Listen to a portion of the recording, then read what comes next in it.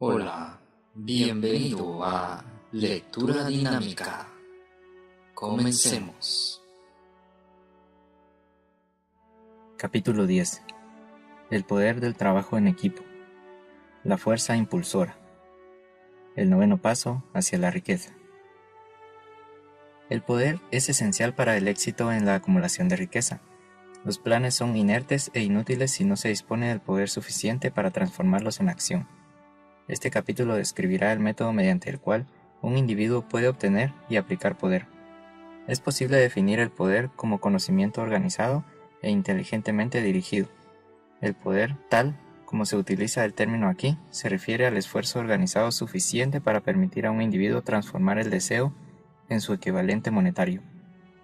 El esfuerzo organizado se produce a través de la coordinación del esfuerzo de dos o más personas, que trabajan para alcanzar un fin determinado en un espíritu de armonía. El poder es necesario para lograr la acumulación de dinero, y también para conservar el dinero una vez ha sido adquirido. Averigüemos cómo se puede adquirir el poder. Si el poder es conocimiento organizado, examinemos las fuentes del conocimiento. A. Inteligencia infinita. Podemos ponernos en contacto con esta fuente del conocimiento a través del procedimiento descrito en otro capítulo, con la ayuda de la imaginación creativa. B. Experiencia acumulada. La experiencia acumulada del hombre, o sea, esa parte de la misma que ha sido organizada y registrada, podemos encontrarla en cualquier biblioteca pública bien equipada. Una parte importante de esta experiencia acumulada se enseña en las escuelas y universidades públicas donde ha sido clasificada y organizada. C. Experimentación e investigación. En el campo de la ciencia, así como casi en cualquier otro ámbito de la vida, los hombres se dedican diariamente a reunir, clasificar y organizar hechos nuevos. Esta es la fuente a la que debemos volver nuestra atención cuando el conocimiento no esté disponible a través de la experiencia acumulada. Aquí también hay que utilizar con frecuencia la imaginación creativa. El conocimiento puede ser adquirido a partir de cualquiera de las fuentes antes citadas y convertirlo en poder mediante la organización de ese mismo conocimiento en planes definidos y expresando esos planes en términos de acción. El examen de estas tres grandes fuentes de conocimiento pone ya de manifiesto la dificultad con la que se encontrará todo individuo que dependa exclusivamente de sus únicos esfuerzos a la hora de reunir el conocimiento y expresarlo a través de planes definidos en términos de acción. Si sus planes son amplios y si contemplan amplias proporciones, debe inducir, en general, a otros a cooperar con él antes de inyectar el necesario elemento de poder en ellos. Gane poder por medio de un equipo de trabajo. El equipo de trabajo puede ser definido como coordinación de conocimiento y esfuerzo, en un espíritu de armonía entre dos o más personas, para el logro de un propósito definido. Ningún individuo obtendrá un gran poder sin tener el equipo de trabajo a su disposición. En un capítulo anterior ya se han dado instrucciones para la creación de planes para el propósito de transformar el deseo en su equivalente monetario. Si usted lleva a cabo esas instrucciones con perseverancia e inteligencia y utiliza la discriminación en la selección del equipo de trabajo, habrá alcanzado parte de su equipo y objetivo incluso antes de que empiece a darse cuenta de ello. Así pues, para que comprenda la potencialidad intangible del poder de que dispone mediante un equipo de trabajo adecuadamente seleccionado, explicaremos aquí las dos características del principio de ese equipo de trabajo, una de las cuales es de naturaleza económica y la otra de naturaleza psíquica. La característica económica resulta evidente: cualquier persona podrá conseguir ventajas económicas rodeándose del asesoramiento, del consejo y de la cooperación de un grupo de personas dispuestas a prestarle una ayuda honesta, en un espíritu de perfecta armonía. Esta forma de alianza cooperativa ha sido el fundamento de casi todas las grandes fortunas. Su comprensión de esta gran verdad puede llegar a determinar definitivamente su estatus financiero. La fase psíquica del principio del equipo de trabajo es mucho más difícil de captar. Quizá usted pueda admitir una sugerencia significativa a partir de la siguiente afirmación: no hay dos mentes que se unan sin crear por ello una tercera fuerza invisible e intangible que pueda enlazar con una tercera mente. La mente humana es una forma de energía, una parte de la cual es de naturaleza espiritual. Cuando las mentes de dos personas se coordinan en un espíritu de armonía, Las unidades espirituales de energía de cada mente forman una afinidad, que constituye la fase psíquica del equipo de trabajo. Hace ya más de 50 años, Andrew Carnegie fue el primero en llamar mi atención sobre el principio del equipo de trabajo, o más bien sobre las características económicas del mismo. El descubrimiento de este principio fue el responsable de la elección del trabajo de mi vida.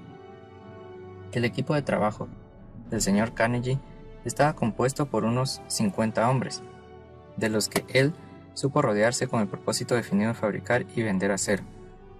Él atribuía toda su fortuna al poder acumulado a través de ese equipo de trabajo.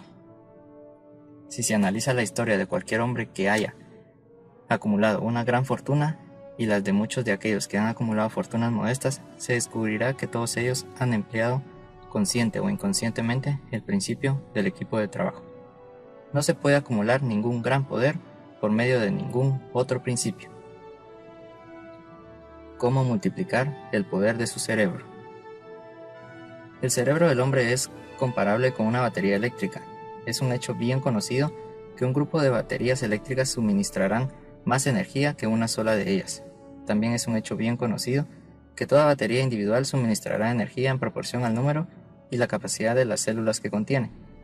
El cerebro funciona de forma similar. Esto explica el hecho de que algunos cerebros sean más eficientes que otros, y conduce a la siguiente e importante afirmación: un grupo de cerebros coordinados o conectados en un espíritu de armonía proporcionarán más energía de pensamiento que un solo cerebro.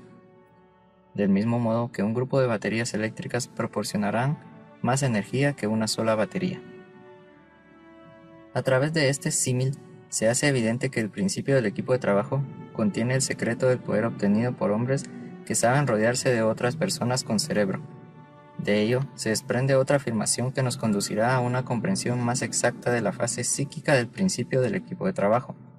Cuando un grupo de cerebros individuales se coordina y funciona en armonía, la energía generada incrementada por esa alianza se transforma en algo que está a disposición de cada uno de los cerebros individuales que forman parte del equipo. Es un hecho bien conocido que Henry Ford empezó su carrera empresarial con el obstáculo de la pobreza, la falta de erudición y la ignorancia.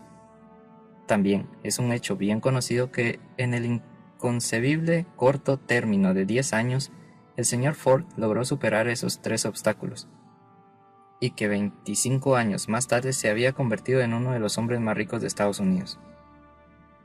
Si relacionamos con este hecho el conocimiento adicional de que los progresos más rápidos del señor Ford se hicieron patentes a partir del momento en que se convirtió en amigo personal de Thomas Alva Edison, empezaremos a comprender cuál puede ser la influencia de una mente sobre la otra. Avancemos un paso más y consideremos el hecho de que los logros más extraordinarios del señor Ford empezaron a producirse tras haber conocido a Harvey Firestone, John Burroughs y Luther Burbank, cada uno de los cuales era un hombre de gran capacidad cerebral. Y habremos encontrado nuevas pruebas de que el poder puede producirse mediante la amistosa alianza de las mentes.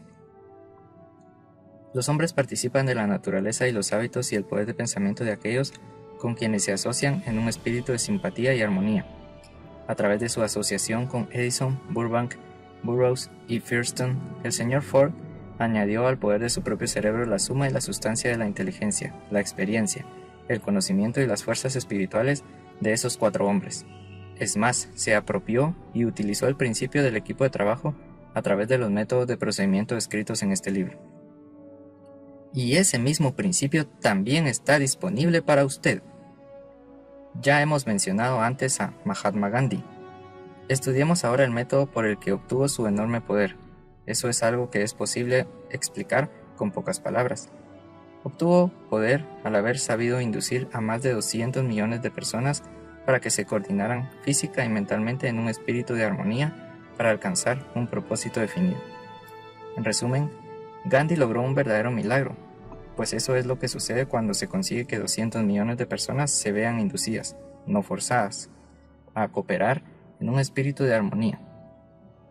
Si usted duda de que eso sea un milagro, intente inducir a 2 personas, sean las que fueren, a que cooperen en un espíritu de armonía durante cualquier periodo de tiempo prolongado.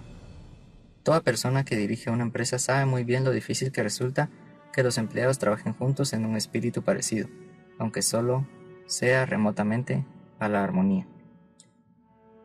La lista de las fuentes principales de las que se puede obtener poder está encabezada, como ya hemos visto, por la inteligencia infinita. Cuando dos o más personas se coordinan en un espíritu de armonía y trabajan juntas para alcanzar un objetivo definido, se sitúan a sí mismas, por medio de esa alianza, en posición de absorber poder directamente de la gran reserva universal de la inteligencia infinita. Se trata de la mayor fuente de poder que existe. Es la fuente hacia la que el genio y todos los grandes líderes se vuelven, tanto si ellos son conscientes de ese hecho como si no. Las otras dos grandes fuentes de las que es posible obtener el conocimiento necesario para la acumulación de poder no son ni más ni menos fiables que los 5 sentidos del hombre, y todos sabemos que los sentidos no siempre son fiables. En capítulos posteriores se describirán adecuadamente los métodos mediante los que se puede contactar con mayor facilidad con la inteligencia infinita. Este no es ningún curso de religión. Ninguno de los principios fundamentales descritos en este libro debería interpretarse como algo que tiene la intención de interferir con los hábitos religiosos de cualquier persona, ya sea de forma directa o indirecta. Este libro tiene el exclusivo propósito de instruir al lector acerca de cómo transformar el propósito definido del deseo de obtener dinero en su equivalente monetario. Lea, piense y medite a medida que vaya leyendo. El tema no tardará en desplegarse ante usted en su conjunto, y entonces podrá ver con la necesaria perspectiva. Lo que está viendo ahora son los detalles de cada uno de los capítulos individuales. El poder de las emociones positivas. El dinero es tímido y elusivo. Tiene que ser procurado y obtenido por métodos no muy distintos a los que emplea una persona enamorada y decidida, que persigue a la pareja de sus sueños. Coincidiendo con ello, el poder, utilizado en el acto de cortejar al dinero, no se diferencia mucho del que se utiliza para cortejar a una mujer. Para que ese poder se utilice con éxito en la obtención del dinero, debe ser mezclado con la fe, debe ser mezclado con el deseo, debe ser mezclado con la perseverancia, debe ser aplicado mediante un plan, y ese plan debe ser puesto en acción. Cuando el dinero aparece en grandes cantidades, fluye hacia aquel que lo acumula con la misma facilidad con que el agua fluye hacia abajo. Existe una gran corriente invisible de poder que puede compararse con la de un río, excepto que una parte fluye en una dirección y se lleva consigo a todos los que se encuentran en ese lado de la corriente, en dirección a la riqueza, y la otra lo hace en la dirección opuesta, y se lleva hacia la miseria y la pobreza a todos los que no logran salir de ella. Todo aquel que haya acumulado una gran fortuna ha reconocido la existencia de esta corriente de la vida. Consiste en un proceso de pensamiento. Las emociones positivas del pensamiento forman el lado de la corriente que le lleva a uno hacia la fortuna. Las emociones negativas forman el lado de la corriente que le lleva a uno hacia la pobreza. Esto contiene un pensamiento de gran importancia para toda aquella persona que esté siguiendo este libro con el propósito de acumular una fortuna. Si se encuentra usted en el lado de la corriente de poder que conduce a la pobreza, esto puede servirle como una especie de remo mediante el cual impulsarse a sí mismo hacia el otro lado de la corriente, pero solo le servirá a través de la aplicación y el uso. La simple lectura y juicio sobre lo que lee, ya sea en un sentido o en otro, no le beneficiará en nada. La pobreza y la riqueza suelen cambiar de lugar cuando la riqueza ocupa el lugar de la pobreza. El cambio se produce a través de planes bien concebidos y cuidadosamente ejecutados. La pobreza, en cambio, no necesita de plan alguno. No necesita que la ayuden porque es enérgica y ruda. En cambio, la riqueza es reservada y tímida, y por lo tanto, tiene que ser atraída. La felicidad se encuentra en hacer, no solo en poseer. No olvides suscribirte y darle like si te ha gustado este video.